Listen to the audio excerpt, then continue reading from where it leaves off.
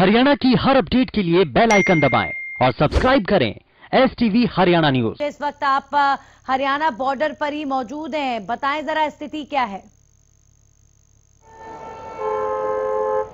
जी बिल्कुल नंदिनी, सुबह से हरियाणा न्यूज की टीम दिल्ली गुड़गांव बॉर्डर पर बनी हुई है और दर्शकों को हर वो अपडेट पहुंचाने का काम कर रही है। जिस तरीके से दिल्ली गुड़गांव बॉर्डर के मैं अभी इस समय के हालात दिखाऊंगा कि लंबा जाम यहाँ लग चुका है, क्योंकि जिस तरीके से जाट यानी कि किसान आंदोलन की बात कही गई थी, उसके बाद सरकार हो या फिर जिला प्रशासन की बात हो, गुरुग्राम में वो अलर्ट पे था। तमाम वो प्रयास किए जा रहे थे कि किसानों को दिल्ली के अंदर एंटर ना कराया जाए और काफी लंबा जाम ये लग चुका है यहाँ पर। इस जाम के अंदर जो सबसे बड़ी बात है एम्बुलेंस का फंस जाना।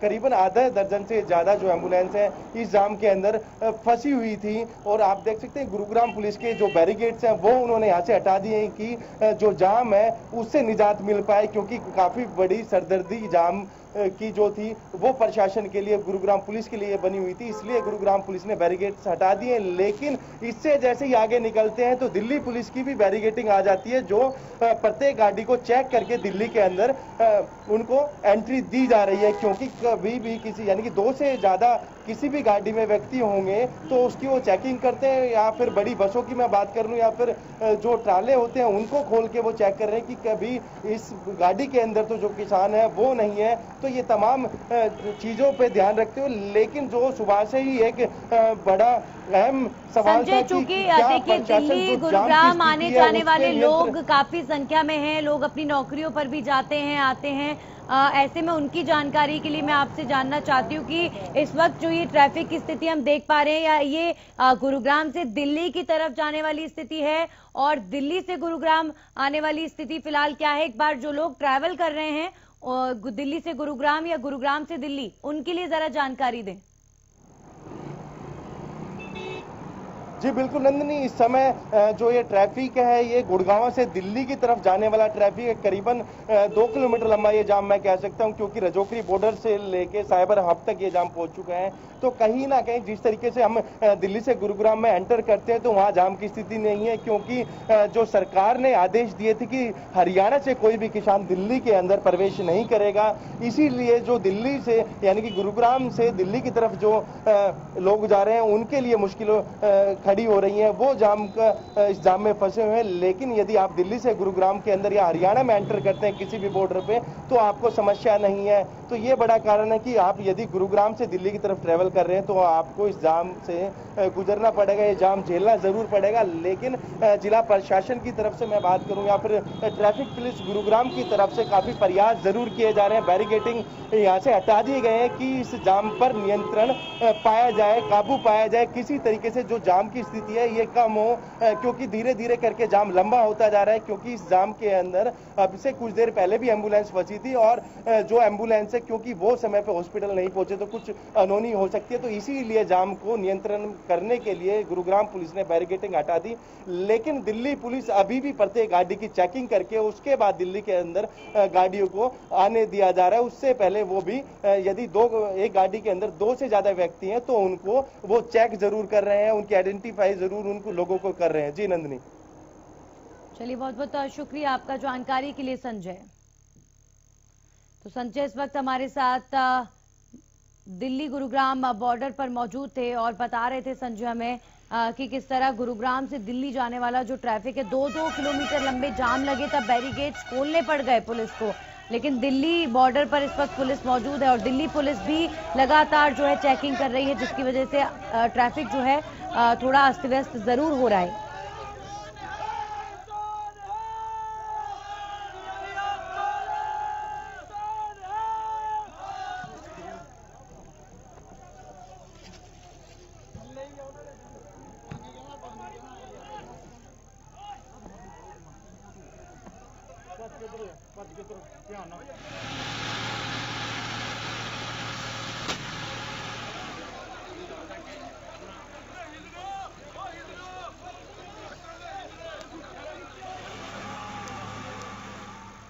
तो चलिए अब जरा तमाम एक्सपर्ट्स की राय भी ले लेते हैं। हमारे साथ गेस्ट जुड़े हैं और सीधा उनका रुख कर लेते हैं। हमारे साथ जुड़े हैं अशोक मलिक जी, जो कि प्रदेश अध्यक्ष हैं किसान उत्थान मंच के, और हमारे साथ मौजूद हैं स्वामी इंद्र जी, जो हैं भारतीय किसान यूनियन के राष्ट्रीय प्रवक्ता। आप दोनों का बहुत बहुत स्वागत।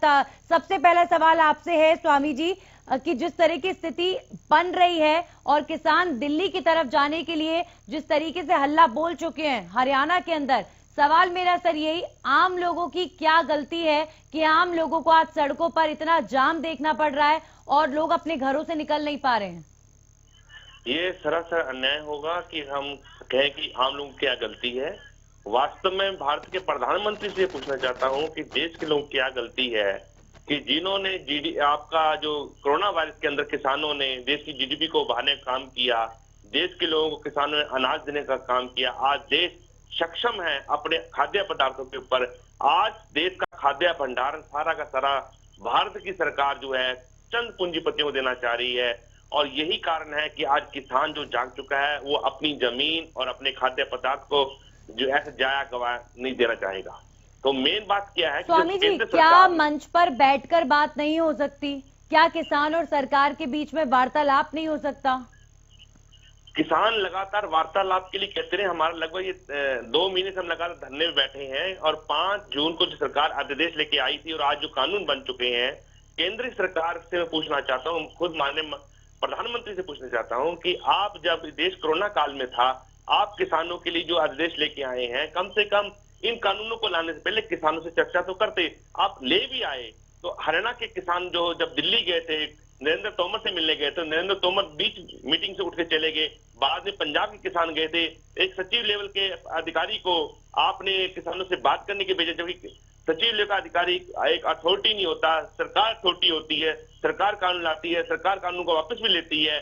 आप ही की सरकार ने 2013 के अंदर भूमि अधिनियम एक्ट को वापस लिया था, तो क्या आज आपकी सरकार ये 3 आदेश जो लेके आई है इसको वापस नहीं ले सकती? और मैं सरकार से पूछना चाहता हूं कि आप बिजली संबंधित जो कानून आप लेके आए हैं उसमें भी किसानों को आपने लूटने का काम किया है, किसानों की बिजली को जो है आपने प्राइवेट हाथों में देने का काम किया है। किसान ही नहीं, देश के तमाम नागरिक जो है उनको आने वाले समय में बिजलियां महंगी मिलेगी। चंडीगढ़ जैसे यूनियन टेरिटरी के जो बिजली विभाग है उसको आपने बेचने का काम कर दिया है, 30 तारीख आपने आखिरी रखी हुई है। ऐसे में चंडीगढ़ के लोग, यूनियन टेरिटरी के लोग भी महंगी बिजली लेने के लिए मजबूर होंगे। चलिए अभी हम किसानों के मुद्दे पर मैं अशोक जी आपसे सवाल करना चाहूंगी कि देखिए इतने महीनों से कृषि कानून का मुद्दा जो है लगातार इस पर सरगर्मी तेज है। सवाल सर मेरा ये है कि सरकार इतने मुद्दे, इतने बिंदु गिनवा चुकी है इस कृषि कानूनों को लेकर कि किसान को फायदा होगा, तो अब लगातार सरकार कह रही है कि किसानों के फायदे का बिल है, किसान कह रहे हैं कि नहीं ये हमारे फायदे का बिल नहीं है, ये सरकार की साजिश है। तो जब इतनी ज्यादा जो है असमंजस की स्थिति बनी हुई है, तो अब किसान दिल्ली कूच अगर कर भी लेते हैं तो आगे किस तरीके से आप सरकार को समझाएंगे? क्योंकि सरकार को समझाएंगे तभी तो कानून में बदलाव होगा। का बहुत बढ़िया बात है, आपने जो कहा बहुत बढ़िया बात है। दिल्ली आने से, दिल्ली में भी, दिल्ली देहात है, गुड़गांव, फरीदाबाद, आसपास के जो एरिया के किसान, या लाखों किसान तो दिल्ली के अंदर भी आज भी हैं। हम भी किसान हैं, हम दिल्ली में रह रहे हैं, दिल्ली देहात में रह रहे हैं। तो मेरा तो ये है, कल भी हमने कहा था भी टेबल पे बात होनी चाहिए।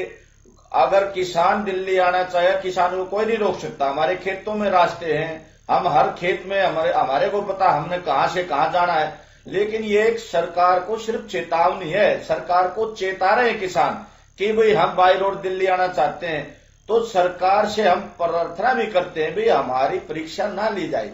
हमारे जो एमएसपी चाहते हैं दिल्ली आने की कोई बड़ी बात नहीं है, दिल्ली तो हमारी है, जब भी चाहे दिल्ली में आ जाएंगे। लेकिन सबसे बड़ी बात यह है कि सरकार जो अपनी हट पेड़ी हुई है, जिद पेड़ी हुई है, उस जिद को छोड़ के और आमने सामने बातचीत करे ताकि कोई समाधान निकले। इस तरह टकराव की स्थिति में वो हुड्डा साहब ने भी कहा कानून, कोई भी कानून अपने हाथ में नहीं ले। हम भी किसान भाइयों से अपील करते हैं कि भाई जहां भी जो रोके वहीं धरने में बैठ जाओ। तो लेकिन शांति, ये जो लोग परेशान हो रहे हैं आने जाने पर, कौन परेशान करे? इनको सरकार परेशान कर रही है, किसान परेशान नहीं कर रहा किसी को भी। किसान चाहता समाधान, और समाधान करना है सरकार ने। तो सरकार जब चाहेगी उसी टाइम समाधान हो जाएगा। हम चाहते हैं बातचीत के जरिए दिल्ली में बैठ के बातचीत करें, हरियाणा में बैठ के, जहां भी किसानों को बोला किसान आने को तैयार है, शांति प्रिय ढंग से आने को तैयार है। तो ये सारा समाधान सरकार ने करना, और हमारी सरकार से अपील है कि ये परीक्षा ना ले किसानों की, अन्नदाता है, अब हमारे जिनको शामिल कर लो तो सब कुछ ठीक हो जाएगा। आ रहे हैं, बहुत ज्यादा समस्या हमारे बुआई का सीजन। आपकी अशोक जी, आपकी किसानों से बातचीत होती रहती है, आप जरा बताएं किसान एक्चुअल में चाहते क्या है कि कृषि कानून सारे वापस ले सरकार, क्योंकि सरकार तो ये कह रही है कि कांग्रेस इन्हें बरगला रही है, पॉलिटिक्स हो रही है इस मुद्दे पर। देखिए, हम ये कहते हैं भाई सरकार ने जो ये कानून बना दिया, इनमें एक लाइन चाहता है किसान कि एमएसपी की गारंटी होनी चाहिए। भाई एमएसपी फिक्स होगी तो हमारा जो दाना बिकना चाहिए, मंडी ले बाहर जो मंडी में हमारा दाना, लेकिन वो बिक नहीं रहा। आज बाजरे की जो है, कपास है, पिछले साल की सरसों अब तक पड़ी है लोगों की, वो नहीं एमएसपी पर बिक रही। तो समस्या ये है, और इस तरह का ये कानून जो लाए है सरकार, इसमें एमएसपी फिक्स नहीं है। एमएसपी तो दे दी कि भाई इस भाव में खरीदे, लेकिन सरकार खरीद नहीं, ये गारंटी होनी चाहिए कि भाई इस भाव में एक किसान का दाना खरीदा जाएगा। बस यही गारंटी हम चाहते हैं, और कोई बड़ी बात ही नहीं है। स्वामी जी, क्या एमएसपी ही एक बिंदु है जिस पर किसान इतने आक्रोशित हैं, और क्या लगता है अगर ये सिर्फ एक बिंदु पर इतना विवाद पैदा हो रहा है तो क्या कारण है कि सरकार क्यों एमएसपी लागू नहीं कर रही है, क्यों एमएसपी के लिए हाँ नहीं कर रही है? स्वामीनाथन आयोग की जो रिपोर्ट है, किसान के बच्चे को पता है, और आयोग हमें क्लियर बता चुका है कि एमएसपी का जो खरीद है की गारंटी जब तक नहीं होगी किसान का उत्थान नहीं हो सकता। लाभकारी मूल्य के साथ, C2 के फार्मूले के साथ एमएसपी तय होना चाहिए। पर सरकारें लगातार कॉर्पोरेट सेक्टर को फायदा पहुंचाने के लिए किसानों को लूटने का काम करती रही है। ये रली मिली भगत है। अब तक की पूर्व सरकारों ने भी ऐसा किया, पर इस बार जो की सरकार भाजपा की सरकार है, यह कहकर आई थी कि हम स्वामीनाथन की रिपोर्ट को लागू करेंगे, C2 को फार्मूला लागू करेंगे, किसानों को कर्जा मुक्त करेंगे। किसानों ने इनका एक दौर देख लिया, अगला दौर में फिर दोबारा आए हैं। तो सरकार ने किसानों को मात्र 6,000 रुपए देकर किसान को लूटने का काम किया, किसान के भरोसे के साथ विश्वासघात किया है। इसलिए किसान जो है खुलकर आज आया है, सड़कों पर आया है, सरकार को बता रहा है कि आप चंद घरानों का पेट भरने के लिए देश की जनता को भूखा नहीं छोड़ सकते। तो एमएसपी खाली किसानों के लिए फायदेमंद नहीं होगा। एमएसपी पर आधारित सभी फसलें लाई जाए, जितनी फसलें हैं तमाम फसलों को एमएसपी लाया जाए। इससे देश का जो पीडीएफ के ऊपर जो आदमी अपना जो गुजारा कर रहा है, जो राशन डिपो से अनाज लेकर अपना गुजारा करता है, उस तक को फायदा होगा। स्वामी आगे स्वामी जी आगे क्या, अब भारतीय किसान यूनियन की क्या रणनीति है? चलिए जैसे तैसे अगर दिल्ली पहुंच भी गए तो जंतर मंतर पर बैठकर विरोध कर लेंगे। विरोध तो और भी जगह हो रहा था हरियाणा के अंदर, लेकिन उसका कितना फायदा हुआ? कोई फायदा नहीं हुआ शायद, इसीलिए दिल्ली आना पड़ रहा है।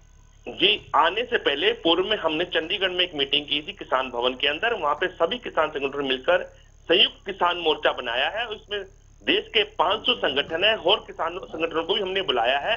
और हम लोगों ने तय किया है कि जब तक सरकार खुली चर्चा नहीं करेगी, लोगों को बताएगी नहीं कि उनसे क्या गलती है, उस गलती में क्या सुधार सकता है, हम इन कानूनों का विरोध के साथ साथ एक बात कहना चाहते हैं कि सरकार एक लाइन ये लिख दे, किसानों की फसल की खरीद की गारंटी का जो है कानून वो तय करे, एमएसपी पर आधारित परचेज करे, और एमएसपी से अगर नीचे कोई खरीद करता है, जिस प्रकार से एमआरपी के ऊपर लोगों के ऊपर सजा होती है बेचने वाले के ऊपर, इसी प्रकार एमएसपी से नीचे अगर कोई किसान की फसल खरीदता है उसको भी सजा का प्रावधान होना चाहिए। आप दोनों प्रवक्ता जो मेरे साथ इस वक्त जुड़े हैं, आप दोनों बड़े संगठन के जो हैं प्रतिनिधि हैं, तो आप दोनों से मैं एक सवाल यहाँ करना चाहूंगी। पहले स्वामी जी आप जवाब दीजिएगा कि देखिए सरकार ने जब ये बिल पास किया, उसके बाद कानून बनाया, तो बीजेपी के पास एक टास्क था कि आप इस कानून के अच्छे बिंदु लेकर किसानों के पास जाएं। बड़ौदा उपचुनाव में भी देखने को मिला कि कृषि कानून का मुद्दा जितना कांग्रेस के जुबान पर था, उतना बीजेपी ने भी इस मुद्दे को भुनाया और इसके अच्छे बिंदु दिखाने की कोशिश करी। चलिए वापस अपने गेस्ट के पास चलते हैं। हमारे साथ स्वामी इंद्र जी और अशोक चौहान जी हमारे साथ मौजूद हैं। अशोक मलिक जी माफ कीजिएगा, हमारे साथ मौजूद हैं।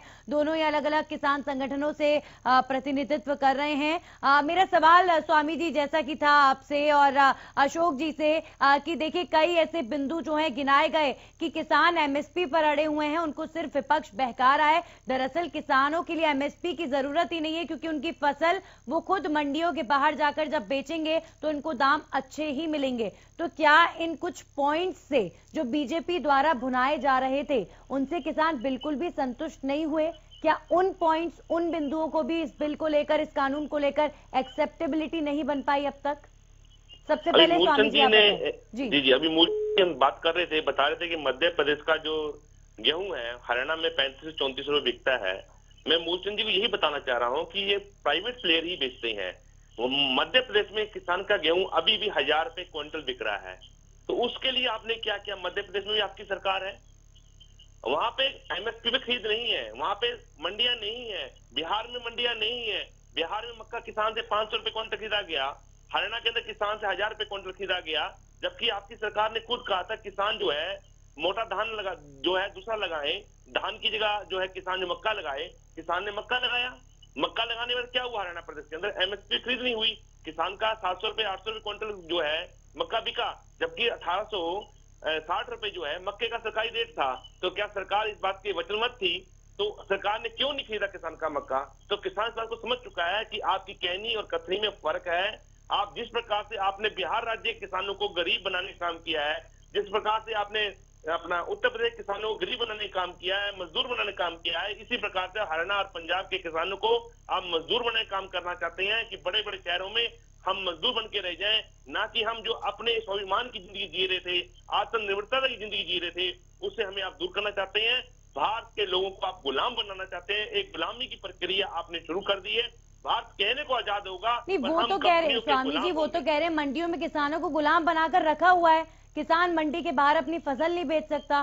कानून अगर आएगा, जो किसान थोड़ी मॉडर्न फार्मिंग कर रहे हैं उनको बाहर अच्छे रेट्स मिलेंगे, बाहर किसी भी मंडी में बेच सकते हैं। हम यही तो कह रहे हैं कि मंडी एक्ट में बदलाव के संशोधन की जरूरत थी, ना कि मंडियों को खत्म करने की जरूरत थी। इससे पूर्व अगर मंडियों के अंदर जब आड़ती व्यापारी लोग पूल बना लेते थे तो मंडी संशोधन एक्ट में बदलाव हुआ, उसमें एक्ट में संशोधन हुआ कि अब जो है परचेजिंग जो सरकारी एजेंसियां करेंगी। तो सरकारी एजेंसियां जैसे हैफेड है, डीएफएससी है, पंजाब में मार्केट है, ये आके परचेज करती है। तो जो व्यापारी पूल बना लेते थे उसको तोड़ने का काम हुआ। तो उस प्रकार से पंजाब हरियाणा के अंदर किसान खुशहाल हुआ। पर मुख्यमंत्री तो कह रहे हैं, मुख्यमंत्री ने तो इतनी बड़ी बात कह दी कि अगर मंडी व्यवस्था खत्म हुई, एमएसपी खत्म हुई तो मैं राजनीति छोड़ दूंगा। चलिए इस पर चर्चा करेंगे। हम हमारे साथ हमारे सहयोगी राजा जुड़ चुके हैं, सबसे पहले उनसे अपडेट ले लेते हैं। राजा, दिल्ली फरीदाबाद बॉर्डर पर आप इस वक्त मौजूद हैं, जरा ताजा तस्वीर बताएं। जी बिल्कुल, देखिए सुबह से ही हरियाणा न्यूज दिल्ली बॉर्डर पर यहाँ पर मौजूद है। आप देख सकते हैं सुबह से ही यहाँ पर गाड़ियों की बारीकी से चेकिंग की जा रही है और साफ तौर पर जो गाड़ियां यूपी से आ रही हैं उन गाड़ियों को रोककर यहाँ पर पूछताछ की जा रही है। देख सकते हैं आपकी तमाम जो फरीदाबाद पुलिस के जवान हैं वो यहाँ। चलिए, राजा से हमारा संपर्क टूट गया है, एक बार फिर से उनसे संपर्क साधेंगे और जानकारी लेंगे। बहरहाल अभी रुक करते हैं हमारे दूसरे गेस्ट अशोक जी जो लगातार बने हुए हैं। अशोक जी, जिन बिंदुओं पर मैं चर्चा कर रही थी स्वामी जी से, उन पर आप क्या टिप्पणी करना चाहेंगे?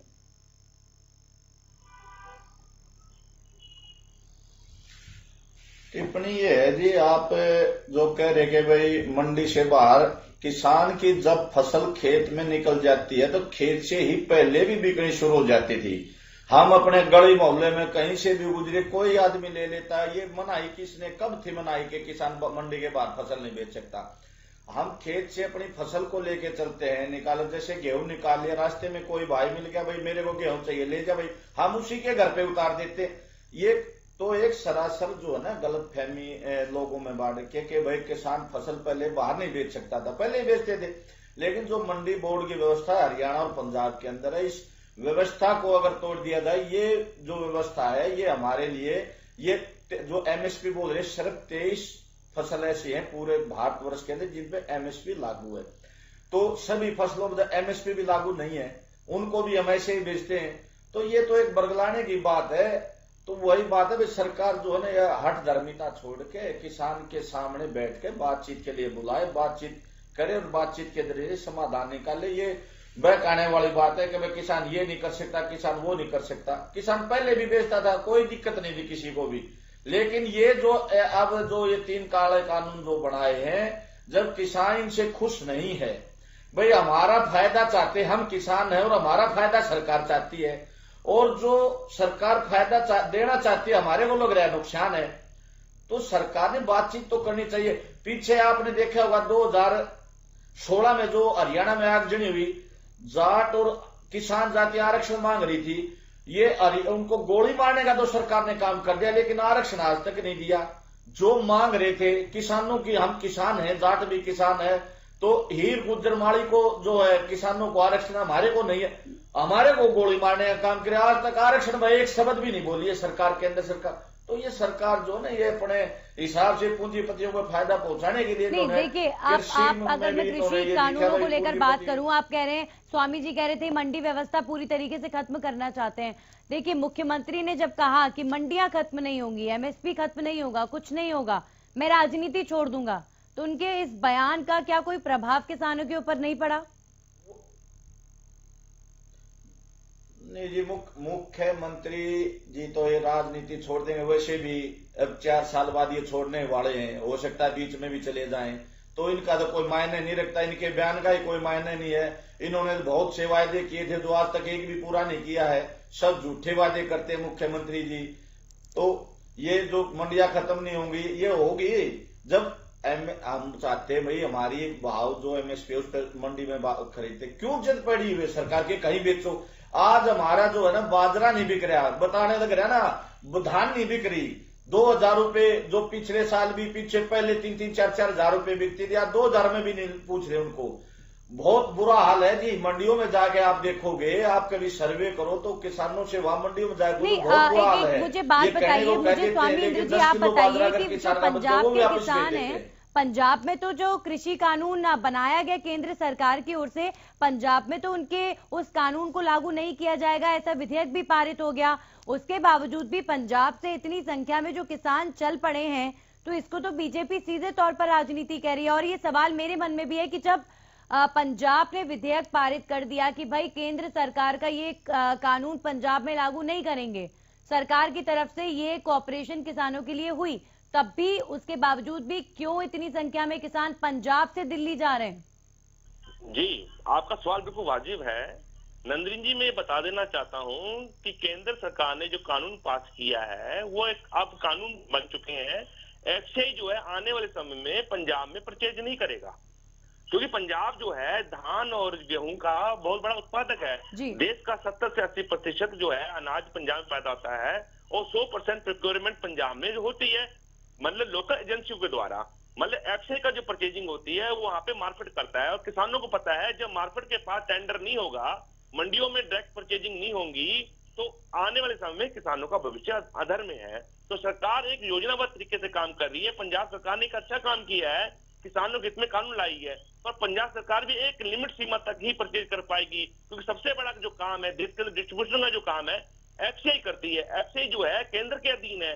जब एफसीआई को पंजाब में परचेज करने के लिए आप टेंडर ही नहीं देंगे, तो पंजाब का किसान का जो धान है, गेहूं है या दूसरे उत्पादन है, वो कैसे जो है केंद्र सरकार के लिए वो एफसीआई खरीद पाएगी। तो इसलिए किसान जो है अपने भविष्य को लेकर चिंतित है और किसान आंदोलन के लिए आगे बढ़ रहा है। स्वामी जी, ओवरऑल अगर इस पूरे मसले को देखा जाए तो देखिए कुछ एक तरीके से कोशिश केंद्र सरकार की जो है इस पूरी प्रक्रिया को, कि किसानों की जो फसल बिक्री है इस प्रक्रिया को प्राइवेटाइजेशन में लाना चाह रही है, यानी प्राइवेट लोग खरीदे, प्राइवेट कंपनीज खरीदें और सरकार का हस्तक्षेप खत्म हो, कुछ इस तरीके की कोशिश आपको नजर आ रही है। और किसान चाहते हैं नहीं, जो सरकारी बॉडीज हैं, जो सरकारी संस्थाएं हैं, जैसा अब तक हो रहा था वही होना चाहिए, ये है पूरा मसला। देखिए जी, ये प्रश्न बड़ा विरोधाभासी है। हम प्राइवेट प्लेयर्स के बिल्कुल खिलाफ नहीं है।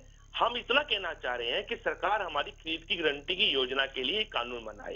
एमएसपी से नीचे अगर कोई हमारा परचेज करता है, उस पर कानूनी प्रक्रिया हो, उस पर दंडनीय अपराध हो। दूसरी बात यह है कि हमने देश को आजाद जो किया था, कंपनियों से आजाद किया था, खाली अंग्रेजों से आजादी नहीं ली थी हमने, कंपनियों से आजादी दी। अंग्रेज एक कंपनी थी। आज ये एफडीआई जो है, कंपनियां जो है देशी विदेशी मिलकर भारत की राजनीति को प्रभावित कर आज देश के ऊपर जो है कब्जा करने जा रही हैं। इस बात से हम चिंतित हैं। आने वाले समय में हमारा भविष्य जो है अंधकार में ना हो, सरकार अपनी मजबूत हो, क्योंकि जो सरकारी इंस्टीट्यूशन है कम से कम उसकी विकल्प जो है बेच जो है सरकार ना करे, बिकवाली ना करे और सरकार जो है अपनी ताकत को पहचाने, राष्ट्र हित में काम करे, किसान हित में काम करे, लोगों के हित में काम करे, युवाओं के रोजगार के लिए काम करे। आज देश का युवा जो है बेरोजगार हो गया है, किसान जो है काम करते करते जो है निकम्मा जैसा हालत किसान की होगी। किसान का आज का समय जो था, गेहूं को जो है पानी देने का समय था, गेहूं की बिजाई का समय था।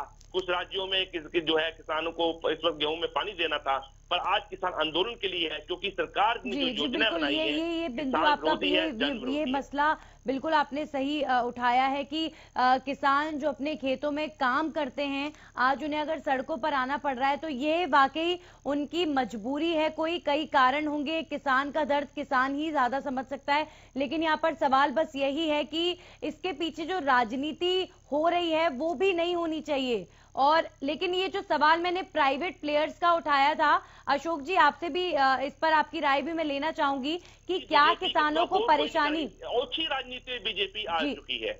जी हमारे साथ अशोक जी भी जुड़े हुए हैं, उनका भी जरा रिएक्शन ले लेते हैं इस पर। अशोक जी, जो प्राइवेट प्लेयर्स की मैं बात कर रही हूँ कि बेसिकली सरकार की क्या ये कोशिश है, आप भी ये मानते हैं कि जो सरकारी बॉडीज हैं किसानों की फसलें जो खरीदती हैं उनका इन्वॉल्वमेंट कम करके प्राइवेट प्लेयर्स ज्यादा आगे आए किसानों की फसलें खरीदने के लिए, ये कोशिश हो रही है? और क्या किसान को इससे परेशानी है? देखो, वो स्वामी जी ने क्लियर कर दिया, सारे ही बात बता दी स्वामी जी ने कि भई यही कारण है जो स्वामी जी ने बता दिए, सारी यही बात है। हम इनको कितना भी घुमा फिरा के कहें जाए, बात यही है। सरकार से हमारा अनुरोध है कि भाई इस तरह की किसानों की परीक्षा ना ले। पहले भी आपने देखा होगा, अब बहुत बड़े किसान आंदोलन था, सरकारें चली गई थी, तो मोदी जी ये ना माने कि भाई ये थोड़े किसान चले। अब ये चिंगारी है, अगर पूरे देश में ये चिंगारी बढ़ के चारों तरफ दिल्ली का घेराव, ऐसा घेराव होगा कि इनको मजबूर हो जाएंगे ये। तो हमारी प्रार्थना है रिएक्शन देने के लिए हमारे साथ अब बीजेपी के प्रवक्ता रवनीत सिंह मान जी जुड़ गए हैं। बहुत बहुत स्वागत आपका रवनीत जी। ये दो किसान संगठनों के प्रतिनिधि हमारे साथ मौजूद हैं। इनकी टिप्पणी जरूर आपने सुनी होगी, लेकिन मैं आपको बताना चाहूंगी कि दिल्ली कूच को लेकर यही कह रहे हैं कि किसान अपनी आवाज बुलंद करने दिल्ली तो जाएंगे और सरकार को मजबूर होना पड़ेगा, ये 3 कृषि कानून वापस लेने पड़ेंगे। क्या रिएक्शन इस पर दे देंगे आप? पहली बात तो ये थी कि इन्होंने जो कहा वो मैं नहीं सुन पाया, जो आपने कहा आपने कितनी सुनी होगी। बहरहाल इतना जरूर है कि जैसा कि आपको ज्ञात होगा कि माननीय मुख्यमंत्री हरियाणा मनोहर लाल जी ने निवेदन किया था कि हम वार्ता के लिए खुले हैं और इस प्रकार से भ्रमित होने की आवश्यकता नहीं है। और जो मूल कारण थे जिनको लेके, चाहे वो एमएसपी के संदर्भ में हो, चाहे वो मंडी की व्यवस्था के संदर्भ में हो, तो एपीएमसी एक्ट जो है और मंडी की जो व्यवस्था है वो बादस्तूर जारी है और जारी रहेगी भी। और अग्रिम फसलों के लिए वैराइटीज की यानी कि भाव की घोषणा भी हो चुकी है, तो एमएसपी के अंदर भी किसी प्रकार का कोई द्वंद्व नहीं है, एमएसपी भी बादस्तूर जारी रहेगी। अब रही बात प्रदर्शन करने की, तो ठीक है, कॉन्स्टिट्यूशनल राइट है, एक संवैधानिक अधिकार है, राइट टू प्रोटेस्ट आप कर सकते हैं, पर उसके अंदर किसी प्रकार की उग्रता ना हो, किसी प्रकार का नुकसान ना हो, ना हमारे किसान भाइयों का, ना हमारे। नहीं रवनीत जी, राइट टू प्रोटेस्ट की तो आपने बात कर ली, गृह मंत्री भी कह रहे हैं, सब आपके नेता कह रहे हैं कि राइट टू प्रोटेस्ट है।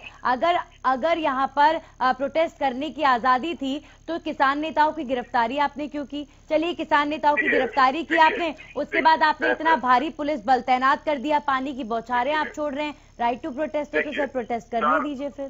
3-4 बातें, ठीक है, मैं समझ गया आपका प्रश्न। 3-4 बातें आप वादे तौर पर समझिए। पहली बात यह कि कानून व्यवस्था को मेंटेन करना भी सरकार का दायित्व बनता है। इट्स अ स्टेट सब्जेक्ट, को देखना है, वो सरकार का काम है।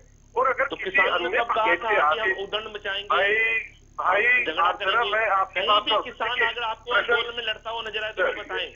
स्वामी जी, अभी आपका सवाल भी मैं लूंगी जरूर, रवनीत जी उसका भी जवाब देंगे, एक बार उनका जवाब पूरा होने दीजिए। जी बोलिए। बोल लीजिए भाई, तो let it be a monologue, let it not be a dialogue. यही प्रथा है, यही अगर करना है तो फिर उसका जो रास्ता आपने अपनाया हुआ है, तो फिर टीवी चैनल के ऊपर बैठ के हम बात भी क्या कर लेंगे भाई, बताइए ना। अगर आपने मेरे को बोलने ही नहीं देना, आप बोलिए रवनीत जी, अपनी बात पूरी कीजिए। आप किसान पुत्र हैं, आप बताइए, आपने मक्का लगाया था? देखिए, मैं आपको आपने मक्की की फसल लगाई थी, आप दिल से आकर बताइए हरियाणा सरकार ने कितना मक्का किसानों को दिया? एक बार उनका जवाब पूरा होने दीजिए, आपका सवाल मैं जरूर लूंगी। एक बार रवनीत जी आप जवाब पूरा कीजिए, फिर आते हैं। मैं आपको एक बड़ा पुराना एक सेइंग है, मैं बताता हूँ। उसमें कहा था कि I disagree with you but I will to my death support your right to say. आपका कहने का अधिकार है, मैं आपसे असहमत हो सकता हूँ, पर आपके कहने का अधिकार को मैं आपसे नहीं छीन सकता। सर अपनी बात पूरी असहमत होइए, पर मेरे को मेरी बात कहनी, देखिए बोलिए। कानून व्यवस्था ना बिगड़े वो भी सरकार का दायित्व है। और अन्य प्रदेश से अगर पंजाब से, देखिए पंजाब सरकार इसको प्रायोजित कर रही है, किस प्रकार से टोलों को खोल रही है, किस प्रकार से उनको सुविधा मुहैया करा रही है पंजाबी किसानों को हरियाणा के अंदर से जाके, और वो दिल्ली की तरफ कूच कर रहे हैं, बेहतर है, कोई बात नहीं। वो हमारा काम है कि अन्य प्रदेश से आके कोई इसको ना करे। और आपने कहा किसान नेताओं की बात करी, तो मैं आपको एक नाम लेके बोलता हूँ, गुरनाम सिंह जिदूनी जो है, अगर आप उनका एफिडेविट देखेंगे 2014 के इलेक्शन का, जो कवरिंग कैंडिडेट थे आम आदमी पार्टी की ओर से, उन्होंने वो किसान नेता के रूप में उभर के आए हैं। वो बार बार हम उनके विजुअल्स भी देख रहे हैं, उनके बयान भी पढ़ रहे हैं, सुन रहे हैं। तो उन्होंने अपने प्रोफेशन में अपने आप को कमीशन एजेंट पहले और किसान बाद में लिखा है। तो अगर कमीशन एजेंट किसान नेता अगर अपने आप को कहेंगे तो ये दुर्भाग्यपूर्ण स्थिति है। और किसी वेस्टेड इंटरेस्ट के लिए अगर आप स्टेट को रैंसम पे रखेंगे या सेंट्रल गवर्नमेंट को रैंसम पे रखेंगे, तो मैं समझता हूँ इतना उचित नहीं है। और देखिए ये जिस सिचुएशन का आप जिक्र कर रहे हैं ना कि आप स्टेट की शांति की कॉस्ट पर किसान जो है सड़कों पर उपद्रव मचा रहे हैं और ये जिम्मेदारी है, देखिए ओवरऑल जो नजर आया वो यही आया कि आप किसानों को आगे बढ़ने देना ही नहीं चाहते। स्वामी जी का प्रश्न ले लेते हैं। वो सर आप भी मेरी बात सुनिए, आपकी टिप्पणी हो गई, अब स्वामी जी का प्रश्न ले लेते हैं, आप जवाब दे दीजिएगा। पत्रकार महोदय सुनिए प्लीज, मेरा निवेदन है, पत्रकार महोदय आप मेरा नाम लेके कोर्ट मत कीजिए। मैंने इस शब्द का प्रयोग नहीं किया, मैंने उपद्रव नहीं कहा। मैंने कहा कानून व्यवस्था के अंदर अगर कोई अनन होगा, खलल होगा, वो मेंटेन करना सरकार का दायित्व बनता है। बिल्कुल आपने नहीं इस्तेमाल किया उपद्रव शब्द, ये मैंने इस्तेमाल किया, लेकिन बिहेव पुलिस प्रशासन ऐसा ही कर रहा है जैसे कि किसान सड़कों पर उपद्रव मचा रहे हों। चलिए इस पर अब टिप्पणी खत्म करते हैं, स्वामी जी का प्रश्न ले लेते हैं। स्वामी जी आप अपना प्रश्न एक बार पूछिए, जवाब लेकर फिर आगे बढ़ेंगे। मैं मानसा जी पूछना चाहता हूँ कि हरियाणा सरकार ने कहा था कि किसान पानी बचाने के लिए मक्का की फसल लगाए। जब किसानों ने मक्का लगाया तो आप बता सकते हैं कितना प्रतिशत आपने हरियाणा प्रदेश के किसानों का मक्का एमएसपी पे खरीदा, और एमएसपी मक्के का कितना ये बताएंगे आप? 1885 रुपए 1880 रुपए की लगभग एमएसपी रहा। और मंडियों के अंदर जितना मक्का है एक एक दाना खरीदने का सरकार ने काम किया। बस कितना प्रतिशत खरीदा बताएंगे?